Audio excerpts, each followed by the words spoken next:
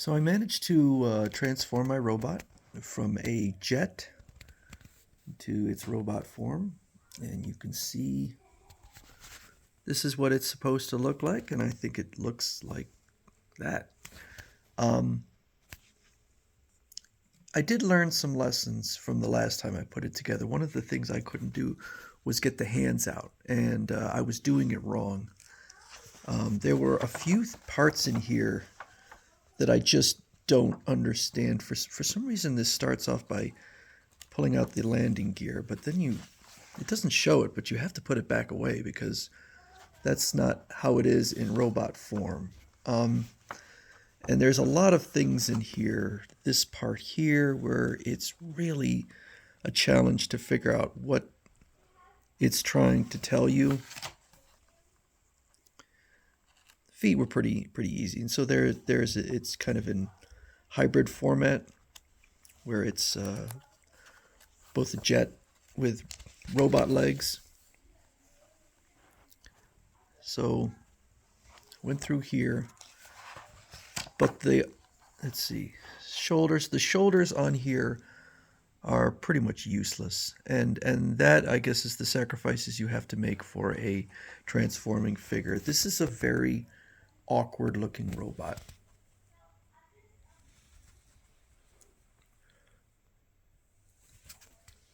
You can compare that to what it looked like as the jet.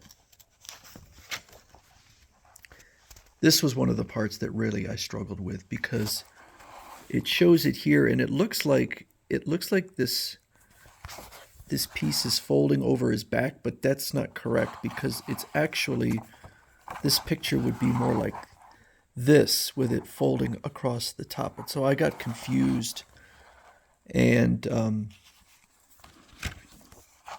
let's see. This part was fairly easy.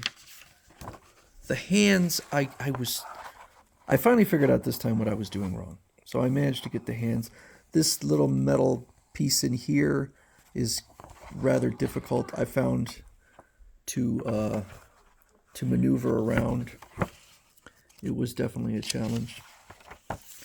But once you get it all done, there it is in robot form. It's very... The transformation is kind of squishy. It's not real tight. And he doesn't stand that well, despite having some very gigantic feet. His articulation is very limited. Again, that seems to be the nature of transforming figures. So that's the sacrifices you have to make for a transforming robot. The shoulders just are pretty terrible. They do very little. Even the hands sit on here, I think, very awkwardly. That is the way it's supposed to look.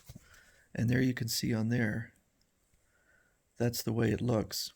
But it looks very awkward. His knee, he stands so badly. But I think I'm going to have him on the shelf in robot form. So this, jeez. Yeah, he does not stand well. This piece here, these two pieces fit together, and they just kind of just sit in there awkwardly.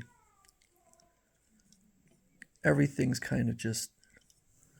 It all can move around very easily, which makes the figure not very stable. So I looked it up. This was, I think it said $250 for this figure. I get where the cost goes into. There's a lot of die cast. There's a ton of engineering.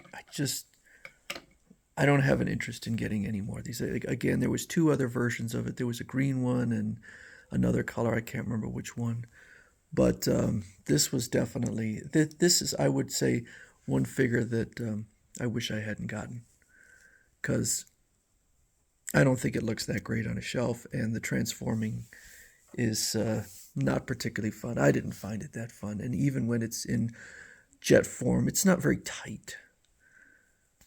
Everything's kind of wobbly and comes apart easily, and it's just an awkward. I find it an awkward looking figure. That's my opinion on it.